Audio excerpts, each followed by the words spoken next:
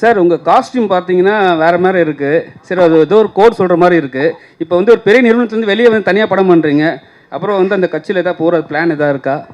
இப்போதைக்கு அரசியல் பிளான்லாம் எதுவுமே இல்லை. இந்த back into acting, back into production, அதுதான் இப்போதைக்கு பிளான். நிதின் சத்யா, ஒரு நிமிஷம். நீங்கள் ஒரு நல்ல நடிகர்.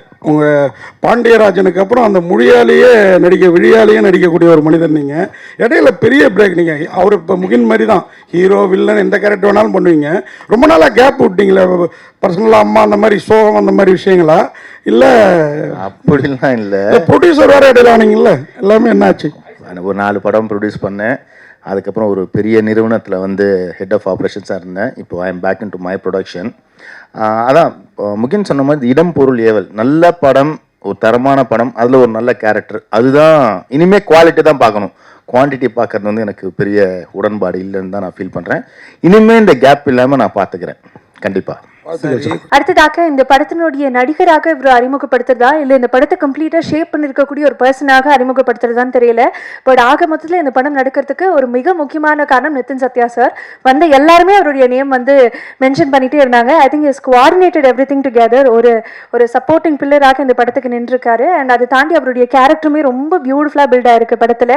So I would like to have Nithin Sathya sir to talk about the film. எல்லாருக்கும் வணக்கம். ரொம்ப நாளைக்கு அப்புறம் உங்கள் எல்லாருமே பார்க்குறேன். Gen Z, influencers, Twitter media, traditional journalist, இன்றைக்கி வரைக்கும் என்ன பெரிய லெவலில் வந்து எனக்கு ஊக்குவிக்கிற ட்ரெடிஷ்னல் ஜேர்னலிஸ்ட் எல்லாருக்குமே வணக்கம். இந்த படம் வந்து ஒரு நட்பின் அடிப்படையில் நடக்கிற ஒரு படம். ஏன்னா ப்ரொடியூசருக்கும் டேரக்டரும் ஒரு மிகப்பெரிய பாண்டிங். எனக்கும் பல்ராம் கிருஷ்ணாவுக்கும் கிட்டத்தட்ட ஒரு 15-20 வருஷம் ஃப்ரெண்ட்ஷிப். ஸோ அதனால் வந்து இந்த படம் ஒரு ஃப்ரெண்ட்ஷிப்னால் உருவாக்கப்பட்டு ரெடியான ஒரு படம். எல்லாருமே வந்து இதில் வந்து நிறைய உழைச்சிருக்காங்க, நிறைய சப்போர்ட் பண்ணியிருக்காங்க. முகின்லாம் வந்து அவுட் ஆஃப் தி வே போயிட்டு நிறையா ஹெல்ப் பண்ணியிருக்காப்புல. எப்படின்னா டேட்டு கிடைக்காது, மலேசியா போகணும், வரணும். ஸோ பொருளாதாரமாகவும் இது வந்து சின்ன படம்னு சொல்கிறதா இல்லை பெரிய படம் சொல்கிறதான்னு தெரில. பட் இதை வந்து சின்ன படமாக தான் பிளான் பண்ணாங்க. But thanks to Ravikumar car இந்த படத்தை வந்து பெருசாக பண்ணிட்டாரு. இன்னொன்று, ஃப்ரெண்ட்ஷிப் அப்படின்றது வந்து ரொம்ப பெரிய ஒரு விஷயம். கிருஷ்ணாவுக்கு வந்து இமான் சார் வந்து இது முழுக்க ஒரு ஃப்ரெண்ட்ஷிப்காக பண்ண ஒரு படம் தான். ஏன்னா இந்த அளவுக்கு வந்து இமான் சார் வந்து மெனக்கெட்டுருக்காரு. அவர் எல்லா படமும் மெனக்கெடுவார். ஆனால் இந்த படத்தை ஃபுல்லாக ஷேப்பாக கொண்டு வந்து வச்சிருக்காது வந்து இமான் சார் தான். ஸோ உண்மையிலேயே thank you Imman sir.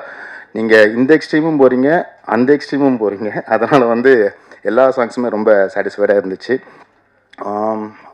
Entirely the cast and crew, Sabu national award, ரொம்ப வருஷமான ஃப்ரெண்டு எனக்கு. இந்த படம் செட் பண்ணும்போது ஆரம்பிக்கும் போது வந்து என்ன ஒரு கேரக்டர் பண்ணுறதுக்காக தான் கிருஷ்ணா கூப்பிட்டாப்புல. அப்போ நான் சொன்னேன் யாரெல்லாம் போட்டிருக்கேன், என்ன பண்ணியிருக்கேன் அப்படின்ற போது, சரி நம்மளுக்கு கொஞ்சம் இந்த ப்ரொடக்ஷனோட இன்வால்மெண்ட் கொஞ்சம் ஜாஸ்தி இருக்கும்ல, ஸோ அதனால் இவங்களை போட்டால் கொஞ்சம் பெட்டராக இருக்கும், அவங்கள போட்டால் கொஞ்சம் பெட்டராக இருக்கும்னு அந்த சின்ன சஜஷன்ஸ் தான் கொடுத்துட்டு அதுக்கப்புறம் அவருக்கு படம் பண்ணிட்டு இருக்கப்பல நான் அவர்கிட்ட நடிச்சு நான் இந்த பக்கம் ஒரு சைடில் போயிட்டு நான் திருப்பி வந்தேன். அப்போ தான் சொன்னேன், இல்லை டேக் ஆஃப் இன்னும் நல்லா வந்திருக்குன்றப்போ படம் பார்க்கும்போது ஒரு ஃபர்ஸ்ட் டைம் டைரக்டர் பண்ண ஒரு ஃபீலே இல்லை எனக்கு. அந்த அளவுக்கு வந்து பர்ஃபெக்டாக பண்ணியிருந்தான். கிருஷ்ணாவோட பிரச்சனைனா இன்னும் பெட்டராக பண்ணணும். நான் சொன்னேன் அடுத்தடுத்த படத்தில் பண்ணிக்கலாம், இந்த படத்தை இப்போதைக்கு கொண்டு போய் ரிலீஸ் பண்ணிடலாம் அப்படின்றதுனால தான் இது எல்லாத்தையுமே கோஆர்டினேட் பண்ணேன். இவங்க பாதி பேர் வந்து என் பேரை சொன்னாங்க அப்படின்னா வந்து அவங்களெல்லாம் ஹெல்ப் பண்ணி கோஆர்டினேட் பண்ணதுக்காக தான் சொன்னாங்க. நீங்கள் ஏதாச்சும் வேறு ஏதாச்சும் ஃபீல் பண்ணிட போகிறீங்க. அதனால்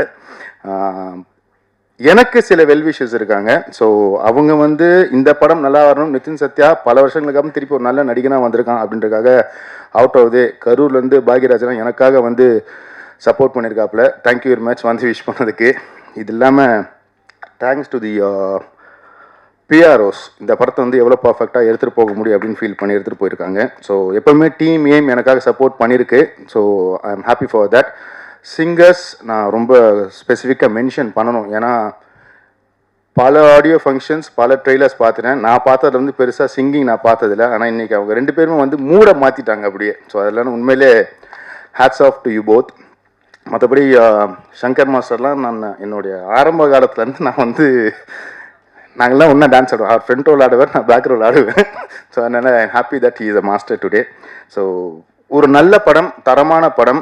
இதோட பிளேஸ்மெண்ட் ரொம்ப முக்கியமான விஷயம். இதோட பிளேஸ்மெண்ட் ஏன் நான் சொல்கிறேன்னா, நீங்கள் தான் இதை பிளேஸ் பண்ண போகிறது. இதை எங்கே கரெக்டாக பிளேஸ் பண்ணி மக்கள்கிட்ட எடுத்துகிட்டு போகிறீங்கன்றது உங்கள் கையில் இருக்குது.